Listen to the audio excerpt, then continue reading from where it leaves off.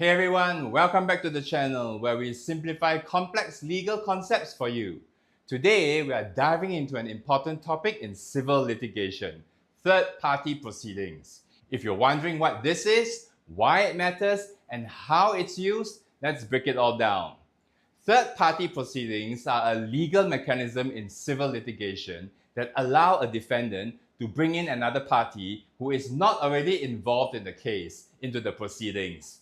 This new party is referred to as the third party. The concept is straightforward.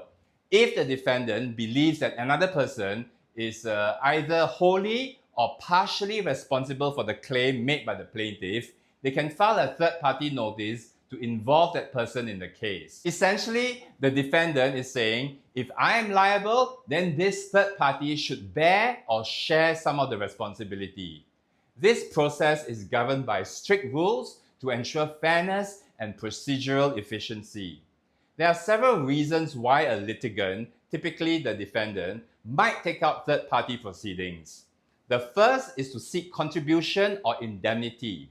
If the defendant believes that the third party should contribute to any damages awarded to the plaintiff or indemnify the defendant entirely, this mechanism allows that to happen. Another reason is to argue alternative liability, where the defendant claims that the third party, not the defendant, is the one liable to the plaintiff. Third-party proceedings also help avoid separate lawsuits by consolidating all related disputes into one case, saving time, legal costs, and reducing the risk of inconsistent judgments. Under Singapore law, third-party proceedings are governed by the Rules of Court 2021.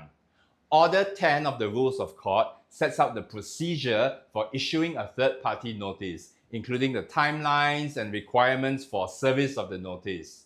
Additionally, Forms 20 to 23 in the appendices of the Supreme Court Practice Directions contain the required forms. It is essential to comply with these rules to avoid procedural delays or the rejection of the third-party notice. To better understand how third-party proceedings work, consider these examples. In a construction dispute, a homeowner sues a contractor for poor workmanship. The contractor, believing that the issue arose from defective materials provided by a subcontractor, can file third-party proceedings against the subcontractor to claim responsibility. In another case, imagine a car accident where the plaintiff sues a driver for injuries. The driver, however, argues that faulty brakes installed by a mechanic caused the incident, and he can initiate third-party proceedings against the mechanic.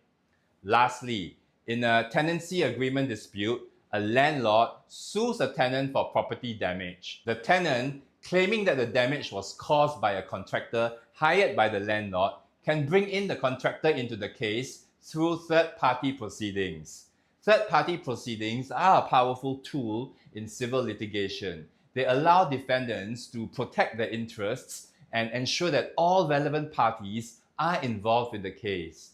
This mechanism promotes efficiency in the legal system by consolidating all disputes into one single case, saving time and legal costs, and ensuring consistency in judgments. However, litigants must ensure that third-party claims are legitimate and supported by evidence.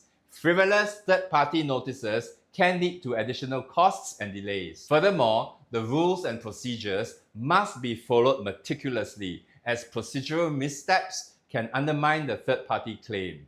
That wraps up today's discussion. We've explored what third-party proceedings are, why they are important, and how they work under Singapore law. If you found this video helpful, don't forget to like, share, and subscribe to the channel for more legal insights. If you have any questions or topics you'd like me to cover, leave them in the comments below. Thank you for watching, and I'll see you in the next video.